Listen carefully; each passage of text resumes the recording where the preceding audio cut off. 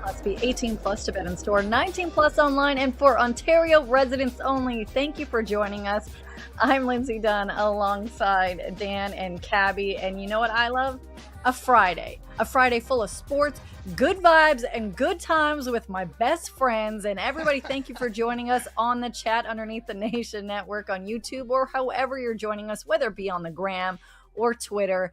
And we have so much to talk about. We have a Stanley Cup champion, an Olympic gold medalist, Ryan Getzlaf, on the show. We're going to talk Raptors, Blue Jays arbitration, NFL. But guys, we got to start on the ice because we had an insane overtime game. Oh, it was so insane. Like, awesome. I cannot wait to know how you guys reacted. For those of us joining us right now, maybe you have not watched or heard the goal, but maybe you did and you want to watch it again because it was an insane sequence at both ends in overtime that led to this goal by Easton Cowan. Terrier moves in. He's it back across. Beach got hit the post. Pounding it out. The Terrier. Riley.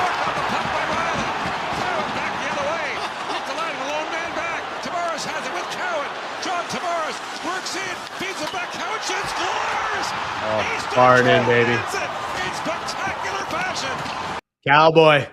Yeah. It was Cowboy! Top cheddar. The other, man, it was awesome. Just the patience by the young fella. Is that hat from Regina as well? Lindsay has put a cowboy hat on for those that are watching on the YouTube stream. This is why you got to watch the YouTube stream so that you can see the crazy stuff that Lindsay might pull on a daily basis. Cowboy, Easton Cowan, my friends. This hat is from Nashville. My husband's in a honky-tonk country band called the Holy Gamblers, so it's definitely way too big for my noggin. But this suits the show. This suits Easton Cowan. This kind of looks like the Simpsons episode where Homer had that nacho hat. This is how bad this is actually fitting me right now. That does look like the nacho hat. That is a very great reference. Great reference. Fantastic. What was your reaction to this goal and the sequence from Riley jumping out to block it on the other end to that nice pass from Johnny T? I mean, similar to IQ the other night for the Raptors, I was jumping out of my chair like, what is going on in this overtime? Because especially overtime in the NHL right now, I don't know, like you watch around the league and it's like awful. It's just like guys hanging around in the neutral zone. They just keep resetting and turning back and resetting. Nobody wants to lose possession. So it isn't what it used to be. But Craig Berube and the Leafs are trying to bring it back with the way that they play overtime. And last night it was just end-to-end craziness at both sides of the rink. I mean, moments before the same shift, Easton Cowan had a breakaway, which he was unable to convert. Yes, and then the Flyers come back the other way and they make their own chance. Morgan Riley's diving across the net, trying to get some redemption after the -4 he had last week. And he's able to, because that is what starts off the 2-on-1 going back for the Maple Leafs to finish off this game. It was incredible. When 3-on-3 hockey is like that, I never want it out of the game. But what we've seen this year, for the most part, is it's not what it used to be, but I'm happy that last night provided the entertainment and provided the 2 points for the Maple Leafs. I want to quickly give some shout out or give mention to Cowan's mental maturity. As you mentioned, he gets stoned on a breakaway. So like I can imagine in his mind, he's got to be like, you know what I mean? And then just moments later is, starts a rush with John Tavares, and it just shows the maturity, just patiently waiting. He's like, oh, am I going to get the puck? Will I get this chance to redeem myself as I'm going with a Hall of Famer on my wing? And he does. And then the shot it goes over Vladar's. So he's shooting not necessarily across his body, but across Vladar's body for a top cheddar for a game winner. It's his sixth. Like I'm very impressed by the young fella and the rookie. And as we've said before on this show, third line on the ice, first in our hearts. So salute to you, Easton Cowan, for the game winner against Philly. And Toronto improves to 5-6 in OT. But it was a fantastic overtime period. And to answer your question, Lindsay, I was watching on my laptop, headphones on in the kitchen as my we're winding down, putting the little guys to bed. But that was just reacted as though I was in, Scotiabank or whatever. Just had a natural reaction. I don't know did you immediately go and grab your cowboy hat and start celebrating, Lindsay, when you saw that goal, or when you watched it on your phone? Yeah. Well, thankfully I didn't have my husband's cowboy hat with me, because I'll tell you how I watched it. Thanks for asking. So it was a different scenario. I was doing sidelines for Raptors 905, where yesterday a lot of people thought they were going to get blown out because it was their first game without any of their two-way players. And so when the Raptors 905 won, I was walking on to do a walk-off interview with Tyreek Key, and the Leafs were in overtime, so I could see like some of the PAs put their phone down, and we were watching the walk-off. And then after, that's how I found out, and I watched it right after, not in real time. And we were all like high-fiving each other. We were so excited for him because Cowboy up. And one of my I love to watch the post-game interviews, and I want to see what they have to say. And he was interviewed by Claire Hanna of TSN, and we're going to watch it without any sound because it's not actually what he had to say. It was what was happening in the background. Where's Easton? Yeah. Hey, Cowboy, get up. Time to get in the room. Cowboy, where are you? This has 16-year-old boys hockey tournament in Saginaw, Michigan at the La Quinta Inn hotel, but there's also like a dance competition also at the hotel. So like there are girls at the hotel. So like the guys are like looking down the hallway like, there are girls on the 6th floor? That's the kind of energy that Morgan Riley and the other guys had, just kind of peeking out of the dressing room there, looking at Cowan take his victory lap in a post-game interview with Claire Hanna. That's sort of, I mean, maybe I'm speaking from experience, but that's the energy. And I don't know if there were girls there actually in the hallway in Philadelphia, but I love Laughton at the end, just like fully coming out and trying to play it off like, oh, I didn't know this was happening. Like it was very much like, let's wrap it up here. We need Easton back in the room. I love it because it shows the excitement and how much fun that they're having and the camaraderie they have. But Dan, for those that don't know, and I actually don't even know this full story because you were mentioning this in our group chat, is they were trying to get him into the locker room because they wanted to tease him and play a TikTok video or something. Well, apparently, reports out of Philadelphia is the team wanted Easton to do this dance in the room. Like Dennis Hildeby was asked about it after the game. And he said he did a great job, and it was funny. But that's what I'm led to believe here, is that this is what was going on within the Leafs room and why they needed Easton Cowan back in after his first overtime winner in his young NHL career. What's the song that they're playing? Hideaway by Dea, I guess it is. Okay, I don't know that track. Where do all the good boys go to hide away? Is it a bop? I'm not going to actually sing the song. So where do all the good boys go to hide away? All right. I don't know, Chad. Is it a bop? Is that song legit? Sorry, go ahead, Linz. No, I was saying I also don't know. Is it a bop? I'll quickly look at the chat while I ask another question. And, well, you know what? Because they haven't responded enough, I'm going to say it's not a bop. But what has been brought up in the chat is something I think we were all happy to see. When you bring up Scott Laughton, him coming out to try to play it off cool, like, hey, yeah, I was just leaving the locker room. Heck of a game against his former team. 19-1 in the draw tonight. He was so badass. I will salute and tip my cowboy hat to. But Dan, you're president of the Scott Laughton fan club today. I mean, Laughton, he's been given a tough go by Leaf fans. You know, his first, he was hurt at the end of last year after they acquired him at the trade deadline, and obviously hurt again to start this season. But now you're starting to see what makes Scott Laughton just such a valuable piece of an NHL team. How good was he on that 5-on-3, winning those draws, killing off whatever time that the Leafs could possibly kill off while they're still down 1-0. And then at the end of the PK, which it felt like he played all of those minutes of the 5-on-3, at least it seemed that way. And then he comes out at the end, gets that rush, scores the beautiful goal to get the Leafs all square. It just put the chef's kiss on a perfect revenge game for Scott Laughton. He got the video tribute, and he put the dagger in the hearts of Philly fans at is it the Wells Fargo Center last night? I guess so. It was just poetic from Scott Laughton last night. To follow you there, Dan, the resilience of the Leafs penalty kill is something we've been marveling at over the past few games. And tonight they were just spectacular and was led mostly by Scott Laughton and Brendan Carlo. There was a moment in the third period where I thought Toronto was cooked. It was under 9 minutes to go. Matthew Nyes gets a slashing penalty. And then about a minute later, Troy from Richmond slashes or trips Owen Tippett. So Philly goes on. So not only Philly on a power play for about a minute, then Philly goes on a 5-on-3, but it was actually like a 5-on-2.5 because who's missing there? Oh, Simone Benoit had no stick. So it was like the structure was immaculate, and it was just a tremendous effort by Toronto blocking the passing lanes. They kept the Flyers off the score sheet. In fact, Toronto killed all 3 Flyers penalties that night, and the PK unit led by Laughton and Carlo, like it not only was it effective, it created the chance that, that Toronto scores the equalizer because Travis Sanheim misses the shot, and then Laughton just, hits R1 and just takes it off the boards, and away he went. And just like that move on Ristolainen, he just kind of uses Ristolainen as a shield. It was just beautiful. And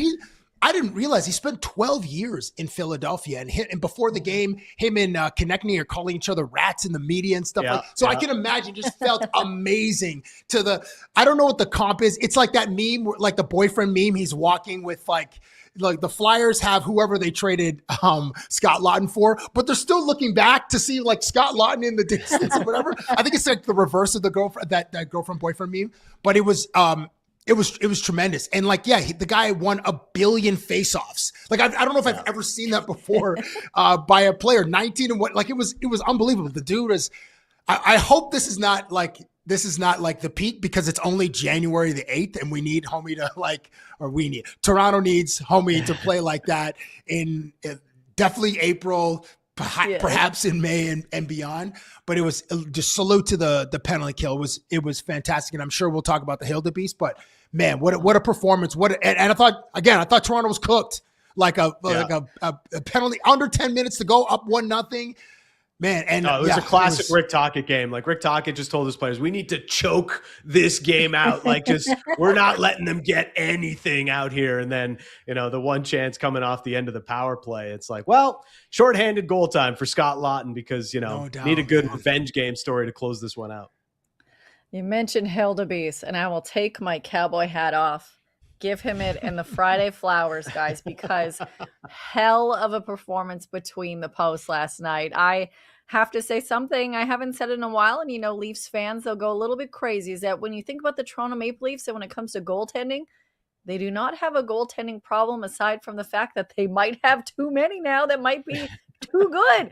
What a problem to have. And I know I might be jinxing it or getting way ahead of myself, but I don't care. That's why we're in this industry. I love to exaggerate and I love to have hope for them all. But Hildebeest's hell of a game last night. Just when you were watching what he was doing on the ice, Dan, what were you thinking? This guy is just finding himself. I know he's 6'7". He's a monster. There's a reason they call him the Hildebeest, and he's won over the coaching staff. Like early in the season, they didn't want this guy in the net. That's why when Joseph Woll went out of the lineup, they were like, we're just going to ride Anthony Stolarz until he breaks. And then he broke. And then they had to go to Dennis Hildeby. And it's been pretty good ever since. It's making them regret overplaying Anthony Stolarz probably to a certain extent, because you had this guy ready and waiting in the wings to get in between the pipes and give you good minutes. And here he is being one of the great stories of this comeback the Leafs have had since, just before Christmas. And now what? They've collected 14 of a possible last 16 points, and Hildeby and Joseph Woll have been absolutely incredible for most of that time. And with Hildeby, he is still waivers exempt, but the Leafs are going to have a question mark here once Anthony Stolarz does get healthy, because he's clearly good enough to be an NHL goalie, and he might just be the odd man out until a roster decision is made or they push it out into the offseason. But you've got 3 good NHL goalies. It is a good problem to have once Anthony Stolarz is healthy. To borrow a line from Stephen A. Smith, Dennis Hildeby was sensational. 22 saves on 23 shots in that third period when Toronto was killing, multiple penalties. The guy was awesome. There was, Owen Tippett had this nice spin move in the front. Boom, he stones him, and then seconds later, Tippett tries to wrap around. The puck kind of falls off his stick. And then there's Trevor Zegras and Christian Dvorak just trying to jam the puck in, and he's just standing strong. He's 6'7". The puck is not moving under his blocker. And then in overtime, obviously, he stones Trevor Zegras on a breakaway. And again, Dvorak had a chance. Mikov had a chance. The guy was just phenomenal. And I don't know how many times he started while we've done this show, but it seems like every time he's in the last 5 weeks, he's been awesome. Sensational, as Stephen A. Smith would say. So, tip the cap, hats off, whatever expression you want to use. Hildebeest, you have some fans over here on Off the Roster. I just want to say we cannot talk about Dennis Hildebeest's height ever again when we do discuss him on the show, because the chat is just all over it. As soon as we say how big the man is, the chat is just all over it. We can't avoid it. So from now on, we're putting it out to pasture. We will not mention Dennis Hildebeest's height anymore. He's just the Hildebeest. That's it. Okay, the Hildebeest has height that is much taller than I am. But when we talk about, great start, we're going to want to see a great start in Boston when it starts to the first quarter and ending off to the fourth. Toronto Raptors in Boston, where checks note the Raptors have won 3 in a row, but dropped each of their first 2 matchups versus Boston this season. They will be without Jakob Poeltl, Brandon Ingram, and Scotty Barnes are both listed as questionable. And Chucky Hepburn, who hasn't really seen a lot of minutes with the team, but he's a 2-way rookie, he had to get surgery on his right knee, so he will be out for at least 6 weeks and then will be reevaluated. Boston, they're playing good, even though they haven't been without some of their stars, and they traded away a bunch of players. So, Dan, when you look at this matchup tonight, what are you expecting and wanting to see about the Toronto Raptors? And are you a little nervous? I mean, I'm excited, of course, to see who's going to step up. But yeah, this is a tough spot for an undermanned Raptors team. I mean, the Celtics have already had their number in a couple of earlier occasions when the Raptors were really going through their big slump around Christmas time there in December. And both of those instances, they didn't have RJ Barrett in the lineup. And now you've got RJ Barrett back, but maybe you won't have BI and Scotty Barnes. So there's a level of disappointment for me in just how the schedule is playing out, because I want to get a better feel of where the ceiling is of this Raptors squad. We've seen them burst through any expectations. They're kind of pushing the glass ceiling further and further up right now with how they've played. But this is one of the best teams in the Eastern Conference. I want to see how close the Raptors are to being one of those top 3 teams. And we're not going to be able to get a good sense of that because they just haven't been 100% whenever they've gone up against the Celtics this year. One of the more intriguing matchups in tonight's Boston versus Toronto game, the Celtics have won 8 of 10. The Raptors have won 3 in a row, is the chess match between Immanuel Quickley and Derek White. Derek White is one of the most underrated guards in the association, and he's basically a Swiss Army knife. He averages 18 points, 5 rebounds, and 4 assists, and he's right there with Scotty Barnes as far as NBA leaders in stocks, steals, and blocks. And the man just puts so much pressure on opposing guards, and he plays with a very high IQ, as does IQ. And Immanuel Quickley coming off probably one of his career highlights as a human, that game winner in Charlotte in the fourth quarter, he was additionally sensational with RJ Barrett as they combined for 24 points. And he, when RJ needed to go get a bucket, he was the man that facilitated that. So, I'm curious to see how Derek White guards Immanuel Quickley. Can Immanuel Quickley be the playmaker that we hope and expect him to be? Or will he turn into the bucket getter in the fourth quarter if Scotty Barnes isn't 100%, if we don't know if Brandon Ingram's even going to play at this time of on the live show, or how effective he'll be tonight. So will we see playmaker Immanuel Quickley or bucket getter Immanuel Quickley? I'm really intrigued by this particular chess matchup tonight in Boston.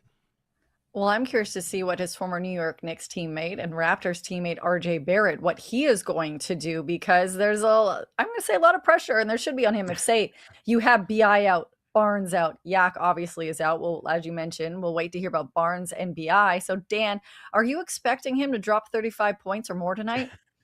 I think the Raptors might need RJ Barrett to score 212 points tonight. I think that's 212. that's the path. That's the path to victory for the Raptors. Okay, so RJ Chamberlain. Yeah.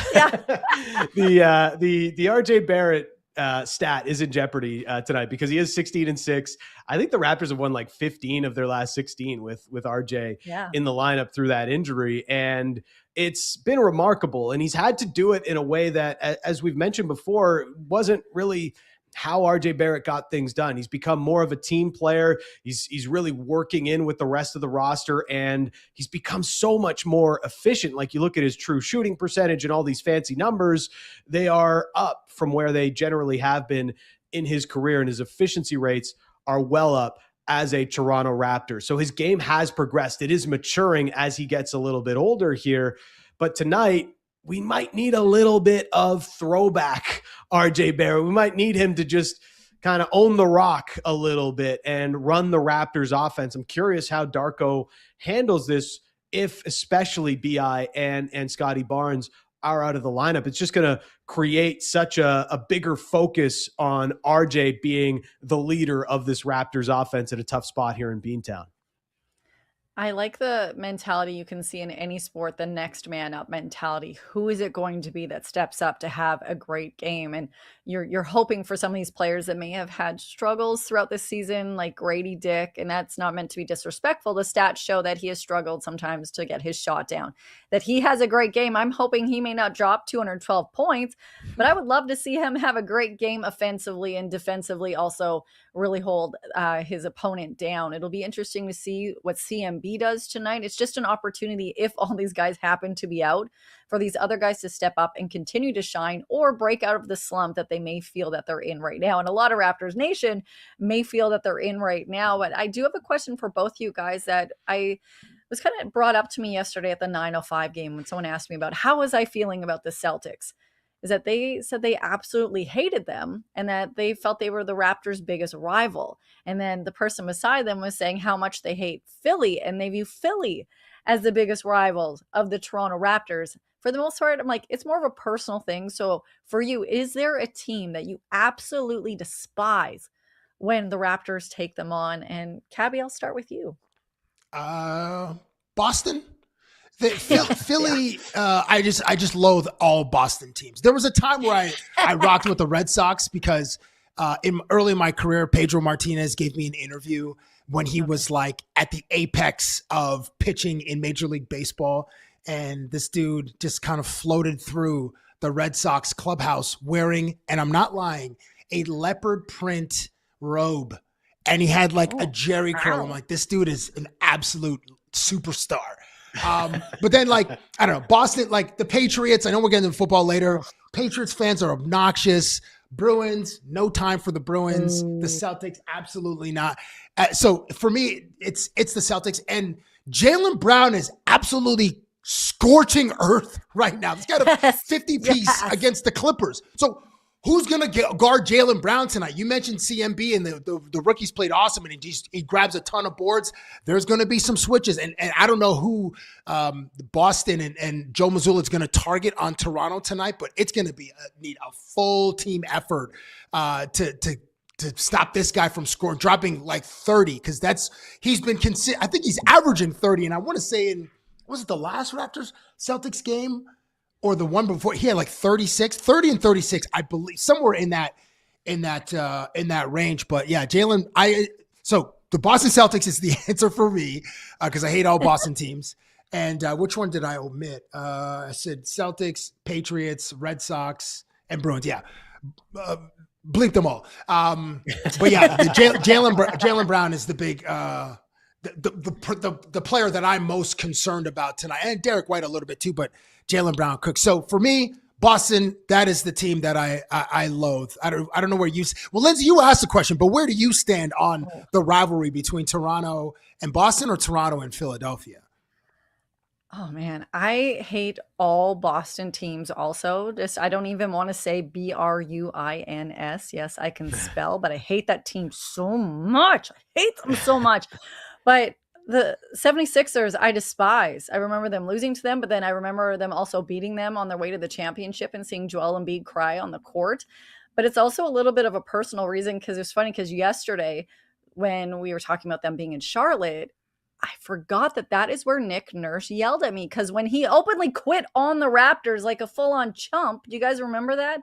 In Philly. Yeah, so when he was in Philly, he was asked about like the Raptors and his job or whatever. And he basically openly like kind of quiet quit, but not so quiet quit the Raptors before the season was even done. It was so awkward to be around. And the next game was in Charlotte. There was 3 of us on the road. And I was like, okay, no one's going to ask him about this. So I did. And he tried to, and he like really defensively pushed back on me. And I posted the clip online being like, yo, you can't go say that like basically you're done with this team in some sort of manner and then rip the media for trying to hold you accountable. No coach does that. And I can tell you the locker room was pissed because they still had over a month left to play. And then he goes and coaches for the 76ers. Are you freaking kidding me? So I would love for the Raptors to absolutely do what you would say is belt to ass, beat them when they play them coming up. And that is my beef with them. But also like 76ers have been such a gritty team. And when I covered them in the playoffs, when they were on the road against the Raptors, that fan base, oh man, they are tough. Yeah. They are tough. And I mean, Philly folks are tough. Philly folks are tough even at the best of times, right? I think it's just like the Boston thing is always going to be a thing for any Toronto sports fan. Even if the Raptors and Celtics rivalry isn't at its hottest right now, it's just like the history with the Raptors and Celtics, the history with the Leafs and the Bruins. It's just the history with the Blue Jays and the Red Sox. It's just never it's like never ending, right? So for a rivalry as a sports town across the board, I think it's definitely there. For me, I think I'm still scarred by all the LeBronto years with Cleveland. I mean, those were, man, they were like the immovable object in the playoffs, man. And it was just like, LeBron can do whatever he wants with us. And there's nothing we can do to stop it. And those were always tough because it was just like, man, it's Cleveland and we can't beat them. But to me, it's definitely Boston as the heated rivalry between sports towns. Man, I have to watch that show. I've not seen it yet. I can't wait to see Sarah Nurse also get a cameo on that show because of that question that we posed us. Yes, thank you to us. Also in the chat right now, it said Nurse went from hero to zero. I also forgot that he left the Team Canada organization kind of during an important time, and Jordy Fernandez took over. That was right before the Olympics. But we'll continue talking about Boston and the Raptors because their coaching styles and the personalities of the coaches could not be any more different. Joe Mazulla is somebody that I personally fear in the media having to ask a question. And I've been around Coach Pop. Maybe, his health be better, but that's a scary man to interview. And you're like, he might bite me. But Joe Mazulla is just not going to give you anything and is going to make you feel like this big. But Darko, you see him in the locker room after on the court. He's like, let's effing go, amping up his teammates or his players. And then he'll talk to the media about espressos. He's even brought one of us an espresso on the court at the practice facility. I need them to be in a reality show together because can you imagine those personalities going back and forth, guys? Like, I think the world might need this. I think we need more Darko just because of the espresso thing for me, but it would be maybe too much of a contrast. I don't know if Joe Mazulla is all that intriguing for me to watch a reality series about him. He definitely takes a page out of Bill Belichick's book as like as someone who just loathes dealing with the media, and it's no time for your pleasantries, no time for your stupid questions if he believes that they're stupid. He's an interesting dude though. Like he trains trains Brazilian jiu-jitsu. I think it was either this year or last year. I saw a photo or some footage of him training just to, I don't know, keep his mental sharp or keep his body and spirit sharp. But he's an interesting guy, and Darko's so lovable. It would be like I don't know. The first movie that comes to mind where there are two contrasting characters is Chris Tucker and Jackie Chan in Rush Hour. Now, I don't know if this would be like a go for broke comedy, but there would certainly be some funny moments because the personality types seem so different. But maybe, behind the scenes, the guys would just be like very I don't know, sweet, or they'd be very philosophical in their approaches to basketball and their approaches to life and their families. It's an interesting thought experiment, though, Lindsay. I now you got me kind of going down that road. Like, what would this actually look like? And could there be any hijinks? Could there be, like, what does their breakfast conversation look like? Are they just exchanging quotes from Nietzsche and other, like, Aristotle, other, like, thought leaders of their time? Or are they just like children watching street fight videos and just like, oh man, you see this guy get knocked out? I wonder if there's any of that. Yeah, or like silence someone and someone else having a conversation and trying to get them out of their shell. Like, don't get me wrong, like Darko is a serious person and he will hold people accountable. But when he comes into the media room, he'll like say something to us, or like someone has a child, he'll be like, hey, how are they doing? Like, yes, a lot of them view us as absolute scum, but he also remembers that we are people trying to do our job. So I would love to see that reality show. Some people view the All-Star game as a reality show that they want to stop because of the formats. But we'll see what happens this year. And we know that Scotty and BI, they are both within the top 20. But when it comes to the skills competition, whether it be the 3-point competition, the actual skills competition, or what is the other one, dunk, is there a current Raptor or even a former Raptor that's you would like to see be in any part of those challenges? Because Scotty, the last couple of years in the skills competition, he needs a bit of a redemption arc. Yeah, the Scotty one is we'd love a good redemption story for Scotty, but maybe his game translates better to an actual NBA game than it does a skills competition. I'm going to go with that for right now. I guess if there's a current Raptor that I want to see in a skills competition, I'd probably say like BI in a dunk competition. It feels like he's the guy that's probably got some tricks up his sleeve if he were to be asked to put on a show in the dunk competition. I wonder if, it's in LA, so maybe, if they do like a Legends series or something, you have like, or father son, you have like Del Curry versus Steph Curry, and like Del Curry gets like in the 3-point contest, I should be more specific. Yeah.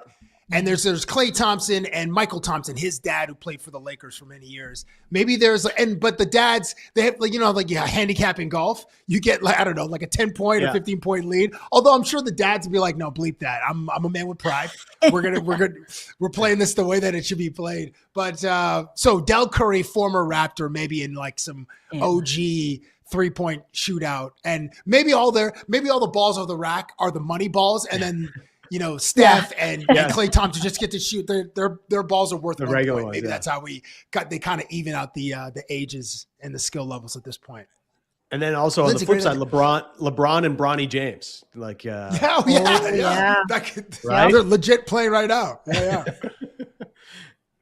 Hearing that, I ask these questions and I never think of my own answers, but you guys have inspired me that I would love to see the Gary Trent Sr. and Gary Trent Jr.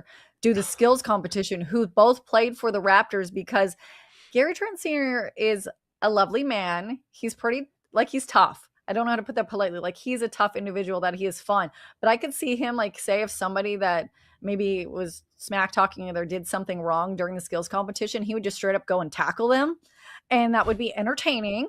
And then you'd have Gary Trent going through, maybe dropping in a 3. I would actually really like to see that. But in current former Raptors, Stormin' Norman Powell, I would like to see him get another chance at the 3-point competition, because he has been making it rain for the Miami Heat.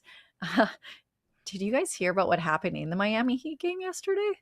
No. What happened? Oh, okay.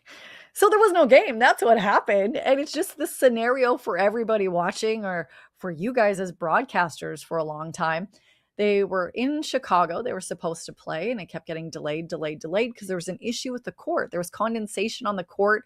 From the reports I was reading, it actually had a little bit to do with like the ice underneath, but more so like it was raining outside and the humidity, and like the weather was nice. So it just messed with what was happening inside. So for 2 hours, I know the radio broadcast was on air. The TV broadcast was on for a long time. And you can see the players just kind of hanging around. There's awkward shots of them on the bench and just standing there. Eventually, there's beach volleyballs in the stands. They're throwing that around. And then take a look at this. They even did some trick shots with Miami Heat player. And Oh, they got Bulls. Tyler Hero to Tyler come out Hero? and play entertainer. Yep, the hero. Look at Benny this. the Bull. Nice. Oh. You're not going to win against Behind Benny the the Bull. back. I love the Almost shrug passed it. after. Like, yeah, whatever. Yeah, like- No big deal. Just hit a half Yeah, court it's shot just a from behind. Thursday night in Chicago. Man, I just can't have imagine being a buzzing. fan in that scenario. I mean, I guess it's better than like being in a ballpark where they're not calling the game and it's just continuously raining. You're sitting there in your poncho, like, are they going to get this game Yeah. back and going? But like, at least it's indoors. But I can imagine some of the fans were like, okay, what's going on here? Like, this is starting to get ridiculous. Yeah, it You reminds got me of- that's where you're. Sorry. Go ahead, Linz. No, I was gonna say it kind of reminds me. The only time I really felt a delay at the Raptors was still when it was during the pandemic and they didn't have full capacity, but one of the banners or speakers caught on fire. Oh, So they had to delay yes. it. Remember that And game? then I remember- Yeah. Yeah, so I'm in there's meeting. We're like, what is happening? And so then the fire alarms are going off, and then eventually, like everybody has to leave but the media, and then they continue the game, and you're just like, what? But it wasn't 2 hours. But Cabbie, you were saying? That's where you earn your money as a broadcaster. When you have to like stretch on a live Oh, yeah. broadcast. I mean, the baseball delays are dreadful because you see the tarp my come God, out, and there's no timetable. It No. could be 30 minutes. It could be, and the guys are refreshing the weather.com and whatever Yes. that local market in Cleveland or in The Cincinnati. Doppler radar. or The whatever it is. Doppler radar, even that comes on the screen. I wonder if they did a picture-in-picture, or if in that case, like if you're WGN or whatever broadcaster had that Chicago game, do you just put like friends in a lower, not a lower, in like a double box, like friends here and then the game over here, just so you can like maybe keep the audience? Because like, what else do you do? And so yeah, whenever Anderson Cooper is flown into the center of a hurricane, and then CNN goes live for 19 straight hours, that's where he earns his money. And he's got to have stuff on the go, and he's brilliant. And in those cases, I feel really bad for the broadcast crew. Obviously, the fans too, because they pay money to be there and they want to be entertained. But then the people working, just like the director, producer, like, I don't know what we do. Just, you just get, I'm sure you've gotten this before, Lindsay, either the stretch. So for people behind the curtain, when you're on camera and you're live, you might have a producer behind the camera doing that's like stretch, the truck isn't ready or the story isn't ready that's supposed to be ready as you're throwing to it, and you're getting one of these and you have to just make stuff up for 30 seconds, or maybe in your case you have to make things up for like 2 minutes, and then you're just 19 minutes. What? Well, you're bringing that up. That just gave me chills because, as I think people may or may not know, I've been a sports and entertainment reporter for like 15 years, but the last job I had, that's all I did for 8 years. But they've decided to send me to a Christmas tree lighting in the Eaton Center and wanted it to happen live, and it kept not happening live. But also, I don't cover that kind of stuff, so it was outside my element. But yeah, you're like, hey, it's a Christmas tree lighting. How bad could it be? Well, hell, I'm in a mall. I'm not in there often. So I was like, how am I going to stretch this for 19 minutes? I am grabbing people. I can be like, hey, what do you think about this? They're going to be doing this. I knew nothing about the tree, but 19 minutes. Nobody needed that for 19 minutes. Sorry. Yeah, it was brutal. But you know what? Let's talk a little bit about baseball, because people are not thinking it's brutal that a couple Jays avoided arbitration. I just want to quickly bring it up that Ernie Clement, $4.6 million will be his salary next season. This is all in U.S. dollars. Tyler Heineman, just over $1.2 million, and Dalton Varsho, $10.7 million. So all avoided arbitration, except for pitcher Eric Lauer, who they did not come to an agreement ahead of the deadline. So Dan, I would like to know your thoughts about Ernie, the dollar, and avoiding arbitration. Well, I'm sure everybody loves that Ernie is coming back, and it's just like, this was like a foregone conclusion, but everybody's still fired up to see like the Jays post like, hey, we're getting more Ernie dog barks back for next season. So everybody's fired up about that. And really, like, when you see Ernie Clement signing for $4.3 million, like, great for Ernie. I mean, he's really come along the last couple of years, but I don't know if people understand how much value the Blue Jays are getting with Ernie Clement and what he's provided them. Now, like, if we can have a little nerd alert again, because I was looking up some of the numbers. I'm looking up some of the numbers yesterday, and Ernie was a 3-win player by Fangraphs last year, not including playoffs, of course. And that's 3 wins by WAR, wins above replacement, and mostly on his defense. His bat is sort of average, or is kind of a run-of-the-mill player is what his bat is rated as. by wins above replacement. Obviously, it was a lot better than that in the postseason. He had one of the greatest postseasons of all time. But if you look at Ernie and what he did as a 3-win player, generally, like Major League Baseball players, when they hit free agency, they get paid $8 million per WAR. So by that very generic math, Ernie Clement would be worth around $24 million as a free agent in Major League Baseball. Now, he's not a free agent. He's in arbitration. Blue Jays have that control. That's why they're able to get him at such a bargain deal. But even if he did make it to free agency, maybe it'd be more like 18, 17 million. But instead, like, the Blue Jays are getting an incredible value with Ernie Clement. And that's why, with them spending on Okamoto and still potentially being in on Kyle Tucker, this is the type of value that they're getting out of Ernie Clement that's allowing them to go and spend big on other parts of the roster. That's just, as much as he means to this team as a baseball player, his value on the payroll right now is just massive for this Blue Jays team and their quest to get back to the World Series. In the chat, people are talking about how when we were going back to the delays, also, thank you for sharing all those numbers on Ernie Clement and how much of a deal that they actually got. I love the nerd alert. The nerd alert takes over sometimes. Especially when it's about Earn Dog. Let's go. And just how much of his value is as a player and the deal they got him for. But when we were talking about the delays that the Miami Heat experienced, by the way, we'll have Ryan Getzlaf on, Olympic champion, as well as a legend within the Anaheim Ducks in a couple of minutes. But in the chat, they were talking about how they were at rain delays at baseball games. And it made me so happy to think of how the Sky Dome is domed. But have you guys ever been at a tarp delay for a baseball game? Not a baseball. Been very game. lucky. Yeah, no.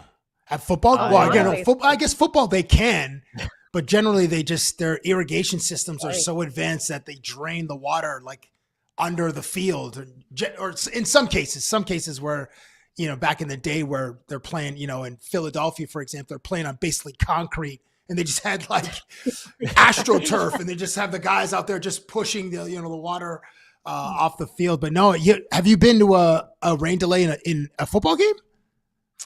I've been to a rain delay in a MLS match at Matt Free Stadium with the Columbus Crew and Toronto FC. It was pretty wild. Like, it was a gorgeous day, very hot summer day, and then of course, like the craziest thunderstorm rolls through for about 7 minutes and forces a 45-minute delay or whatever it might have been. But yeah, that stadium was, it was basically just it's not much of a stadium, I'll say. There's no coverage really anywhere at Matt Free Stadium, or was any coverage at Matt Free Stadium.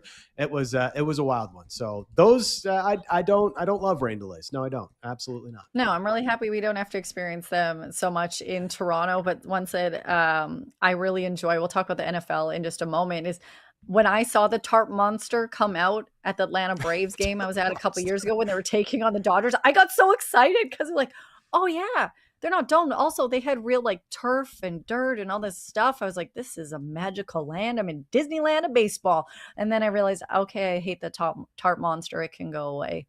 I'm just not so not too happy about that. But we're going to talk NFL. And Dan, I'll start with you. It is a wild card weekend. Yeehaw. I still lost my voice from earlier talking about Cowboy Cowan. What game are you looking forward to? Because there are so many storylines. Honestly, when I was looking through the schedule again last night and doing prep for the show, I found pretty much an intriguing storyline for each and every one of these games on Wildcard weekend. But to me, the biggest one is Niners and Eagles, because I do see the Eagles as a team that could get back to the Super Bowl. Their defense is that good. But also the Niners happen to be a really good football team, and Kyle Shanahan happens to be a really good coach in finding the weaknesses of defenses that he's going up against, except for, of course, my Seattle Seahawks there in Week 18. It's just, the Eagles have gotten such a bad rap, and at Cab, I very much agree with you that they are among the most boring teams in all of football, in all of pro sports, with the way that they are ultra cautious and the way that they play. Just it's not the most fun, but you know what it is? It's conducive to winning in the playoffs. The way that Jalen Hurts doesn't take too many risks in game and is not going to turn the ball over all that much. That is conducive to winning in the playoffs. And I think these are the two of the better teams that are going up against each other here on Wildcard weekend. And the Niners enough of a threat to the Eagles as potentially, going back to the Super Bowl and being defending champions. The Niners are a good test of that, but I do think the Eagles defense does provide the difference in that one. Yeah, it'll be interesting to see what happens with this scenario and with the NFL. Because like one storyline and one, team and matchup I'm looking forward to, which I know a lot of people in the GTA are, happens to involve a little team called the Buffalo Bills taking on the Jaguars. And I know it's like number 6 versus number 3. I think they're 12-5, 13-4, and they're two of the hottest teams within the NFL. So it'll be interesting to see what happens there. But I'm wondering if, hey, is Allen going to go into Jags territory and absolutely torch them? Is the defense going to show up? Or the Jaguars, are they going to advance? Because in this area, Dan, I'm sure you saw since you moved back here, there's a lot of Bills stuff on cars. There are flags being out that people are so excited. So, yeah, it's got to be the Bills week, It's got to be the Bills week. Josh Allen. Yeah. Doesn't have Lamar Jackson, doesn't have Patrick Mahomes to go up against. This has got to be the Bills' year, right? This is where they don't have that huge object up in their way. But I don't know if their football team in general is good enough. Like Josh Allen's going to have to go superhero mode throughout the entire playoff. And I just don't think that works in this era of the National Football League. Their defense has been getting torched. You even just look at the match again with Jacksonville, who run the football not the most efficiently, but they did run it well. Travis Etienne was over 1,000 yards. The way Trevor Lawrence has played the last few weeks, he's been really good, really starting to live up to that number 1 overall pick selection and be the franchise quarterback that the Jaguars hoped that they were drafting so many years ago.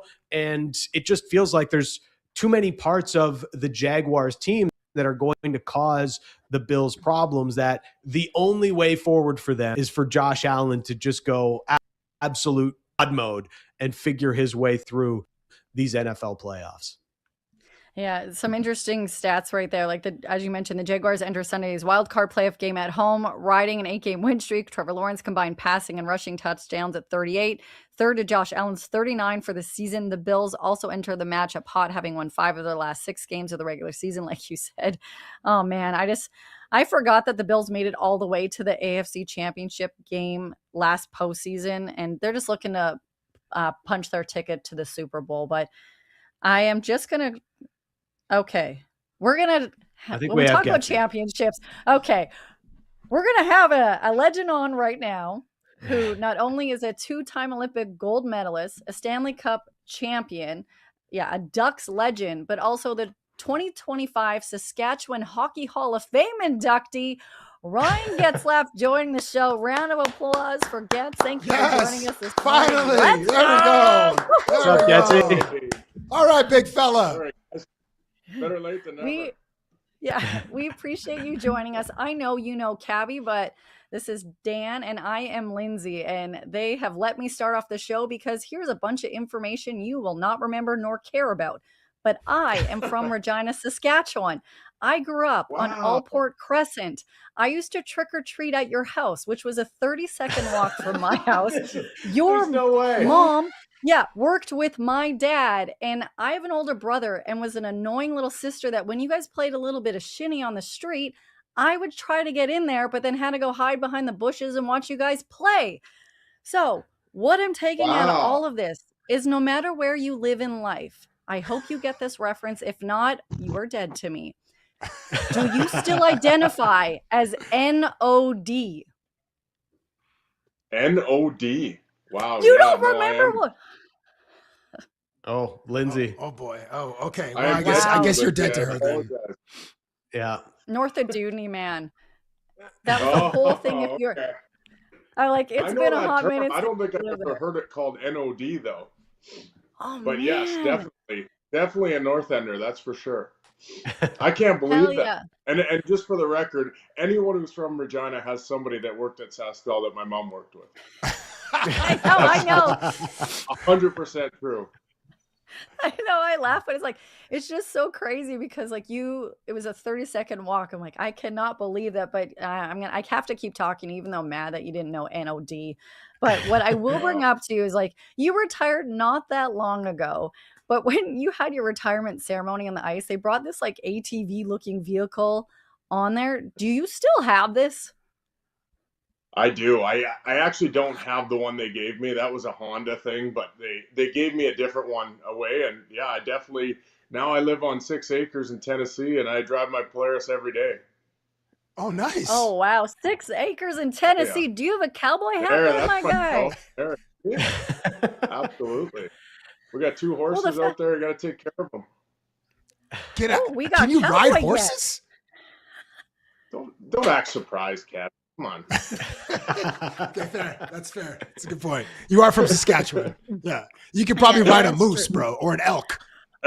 One non-serious question before Dan picks it up and actually asks something people care about more than my NOD references.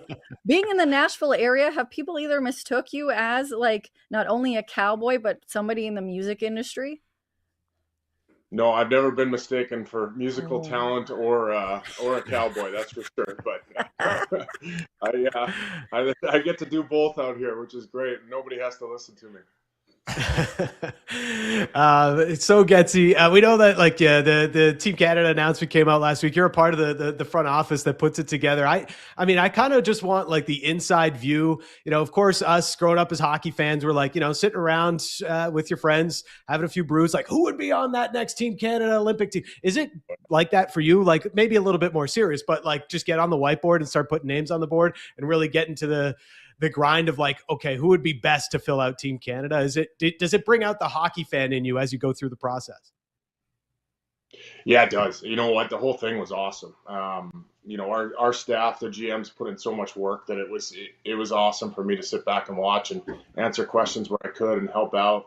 But these guys are the best at what they do. And I will tell you this, they work endless hours, those guys. It's amazing their schedule that they put together to make sure not only they had eyes on it, but everybody saw the players that we needed to see. And it allowed us to sit in the room and, when you're talking about the kind of caliber of players that we're talking about, you're really picking them apart, trying to find weaknesses and strengths that kind of go together and mesh well together. And obviously being from Canada, we have such a pleasure in having that much talent around to choose from. We left off names off that list that could fill almost the whole second team. So it was a lot of fun to be a part of, and I'm looking forward to seeing these guys on the ice.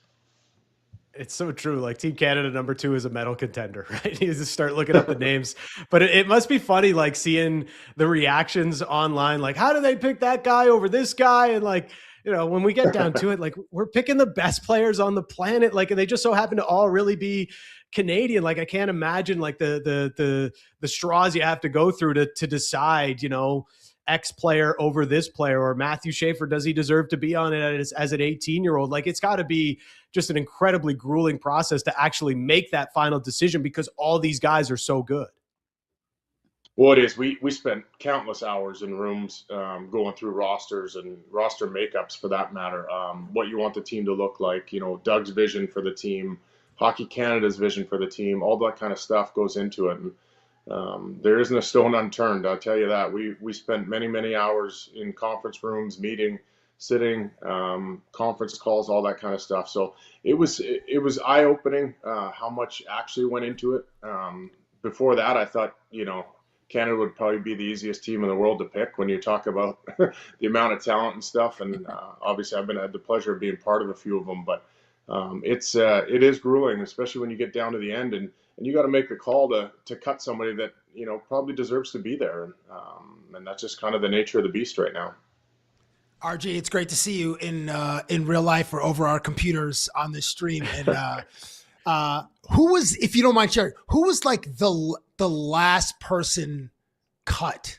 If there's the whiteboard and there's the names and you fill out obviously the 4 lines or whatever, who was the one over here that it's the final call that someone has to call that player, be like, hey bro, sorry, but we really like you. You're have all these platitudes and then be like, what's that? I know what you're looking for here, but your name wasn't on that whiteboard, I promise. Well, it's a different whiteboard. It's actually in a different conference room. My name was on it. Just a different team, a different roster. Who was the final person, bro? Who was it, like the last person to be decided, like the final two guys to be decided to represent Canada in February? You know what? I honestly don't know if it came down to that last guy. It was, we were going through roster makeups back and forth all over the place. So it was kind of down to the end. There was 5 or 6 guys that were kind of fitting into 2 spots, and we had to go through and figure out what kind of roster makeup we wanted in the end. John Cooper had a lot to do with stuff. He's got to coach that team, and so I think it was honestly more of 5 or 6 guys at the end coming for 2 spots. What were the 2 spots? 2 forward spots or 2? Those 5 or 6 were. Yeah. Listen, we are friends in real life. I've been to your home. I've eaten the food in multiple of your homes. So you can. This sharing is caring, RG. Multiple homes I've been to. Oh, since it stays between us, then. Okay, fine. Okay, so speaking of like all world talents and this, where do you stand on the Hart Trophy qualification? Are you a guy that, if you had a vote, and I'm not sure if you do, would you choose the person who was the best player on the best team, or the person who's most valuable to their team? You know what? That's a good question. I don't even know how it's actually written that they choose that player. But I do believe that if I was making some vote, my vote definitely goes to the player that is most valuable to their team for the whole game. Like I know that's hard. That didn't really make much sense, but I don't think that the best goal scorer is the MVP of the league. I think that that's a different trophy that we have. I think it's got to be someone that's an all-around best player that you can use in any situation. They're on the ice, whether the game's on the line, both offensively and defensively, and that's just the way I feel. So the reason I bring this up is because recently Macklin Celebrini, who's been playing, he's been playing like he's Connor McDavid. So he's kind of entered into the Hart Trophy conversation along with Nathan McKinnon. So that's why I brought it up. And we were talking about Team Canada, and obviously he's going to represent Team Canada. I don't know, what do you see in this young fella, and what do you see as his ceiling? As I mentioned him in the same breath as 2 first ballot Hall of Famers, 2 of the players who are the top 2 in the world in ice hockey. Yeah, well, he's a prime example. I think the kid is unbelievable. He's a great kid, first off. We had him at the Worlds this last year, and obviously he made a push well enough this year to make the Olympic roster. But, talk about value to a team. He does everything for them. He's in every play. He's both offensively and defensively. He plays both ends of the rink, and he competes really hard. So he's a guy that obviously I think is in that conversation for sure, especially if he can push that team to make the playoffs. Because when you go that big of a jump over a 1-year span, he's making a big difference. I have a couple of rapid fire questions for you real quick. Looking back 20 years later, who is the player from your draft, not named Ryan James Getzlaf, who was the best player from that draft? I have a couple of names if you want, to spark your memory, thinking back to the 2003 draft, if you need them. Or if you have a name, you could just spit the name. I mean, Marc-Andre Fleury was probably one of the best. No, I need the best. The best. Jeez. Do you want some names to jog your memory? That was a really good draft. Sure. Here's some: Marc-Andre Fleury, Eric Stahl, Brent Burns, Corey Perry, Patrice Bergeron, Shea Weber, and Joe Pavelski in the 7th round. Stacked. Yeah. And these are guys that played over 1,000 games.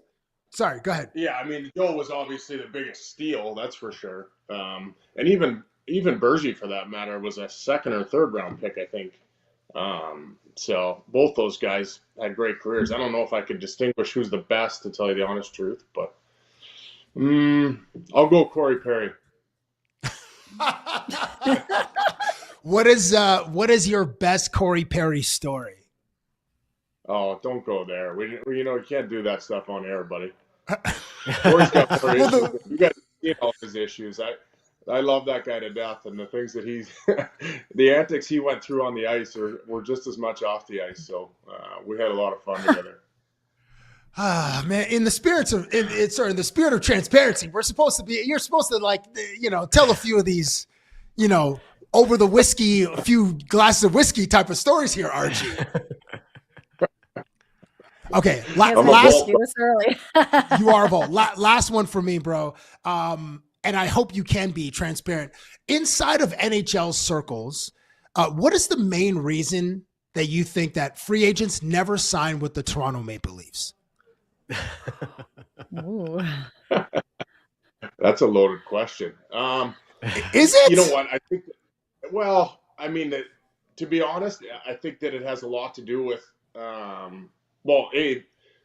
the taxes, everything in Toronto are stacked against you right off the bat when it comes to bringing in free agents that can sign for less somewhere else and make more money.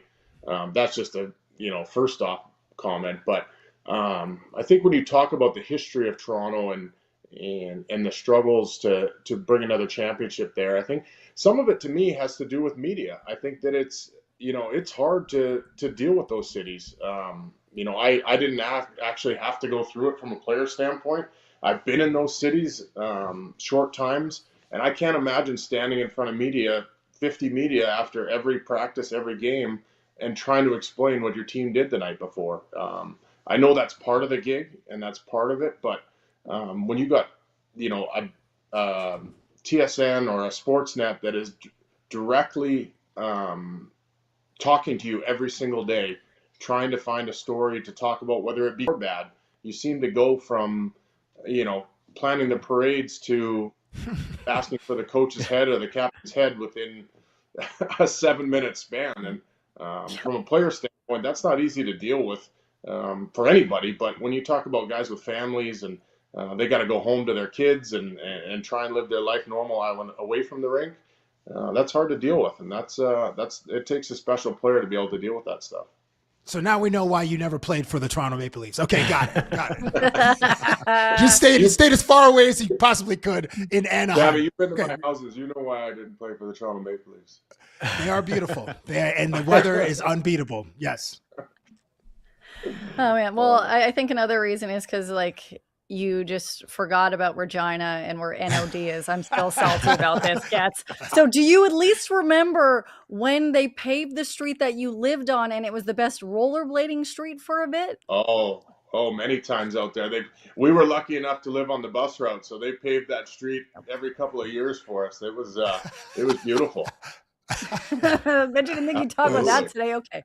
Now we're back on good terms, and we probably won't be after I ask you this dumb question, but it's all I really wanted to know is when you're with Anaheim for that long, everyone loves the Mighty Ducks movie. How many times did people try to get you to do that, quack, quack, quack? Or were they just yelling at you guys? You get a lot of flying V comments when you do the flying V. People think that actually happened in real life. Oh, that's not a real hockey play, Getsy? Yeah, that's not a real structure? Wow. Yeah, that's crazy. The real question is, where would I be in the flying V? You're the tip. You're the tip of the V. No? You're at the point. Yeah. Not the finisher, I'll tell you that. Well, that's why he had more than 700 assists, right? There it is. Absolutely. A couple things on the Olympics. You're a 2-time gold medalist. Now you're a part of the front office, but from being in the Olympics and in the athletes village, do you, on days off, do you go to ski jump or moguls, or are you going to watch figure skating? Are you allowed to do those things? Are they too far away from the athletes village? What's that like?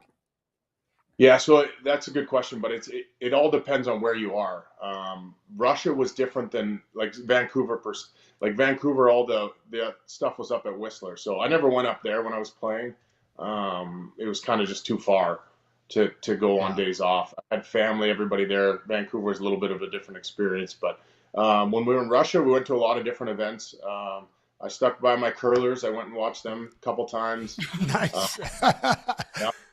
And then I did go up to the mountain and watch the half pipe competition. So I think being part of the Olympics is a big part of the experience when you're talking about, being in the village, meeting other athletes, those kind of things. This Milan Olympics is going to be a little bit of a challenge. I think there's 4 villages. It's very spread out. The ski hill, I think, is 4.5 hours away. So not likely we're going to go to any of those events, but we'll be there as much as we can, supporting, our women's hockey team and anyone who's kind of around us in our cluster. Yeah, and we'll just hope that the rink keeps getting those finishing touches on it as well. What's up with the rink? Sorry, Dan. Hey, they'll be fine, buddy. There's billions and billions of reasons why that thing's going to be ready to go. Okay. That's a good point. That's a very good point. Final one on the Olympics and 2014, watching in Sochi, or like watching from here and watching what you guys did in Sochi. I've always kind of wanted to know, like, was it like a game within your locker room to just play keep away with everybody else? Because you guys you never let any other team touch the puck. You were so dominant. Even the final, it was like, what? It was like 2-0, but I don't think Sweden even touched the puck the whole game, it felt like. Well, we had to do that because we couldn't score. So we went back to the old school. We just cycle the puck in the corner for hours on end and not really accomplish anything, and then hopefully slide one in late. But yeah, no, it was, being part of both of those teams, Vancouver and Russia, were both different experiences, but just incredible anytime you get the chance to put the jersey on. And like we talked about earlier, the amount of talent and stuff and that you pick from on those teams, it's just amazing when you sit in the locker room and look around at who's around you. Man, I am so excited for the Olympics. And I'm just reliving that moment of you guys winning gold. I'm excited for you, and I've completely forgiven you for not remembering NOD, but you'll always be an NOD boy at heart, no matter where you are in the world, Ryan Getzlaf. We appreciate you, and congratulations on everything. Thank you for joining us today on Off the Roster. Regina, Saskatchewan's own Ryan Getzlaf in the house. Thank you, bro. Absolutely. Thanks, guys. Thanks, Getzy. What a treat to have him on. Obviously, he's a Stanley Cup champion, an amazing human. He's an Olympic gold medalist, and Cabbie's BFF, who would not give him the tea on air. But you tried, and we appreciate you for it, buddy. You got to give us the juice, homie.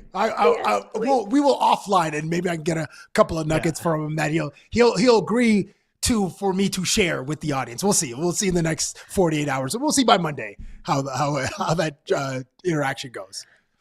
What we'll see by the end of the weekend also is your ProLine look ahead picks, guys, because when watching your favorite sports, make things interesting with ProLine. Must be 18 plus to bet in store, 19 plus online. For Ontario residents only, please play responsibly. We have a lot of football happening this weekend. Dan, what do you have?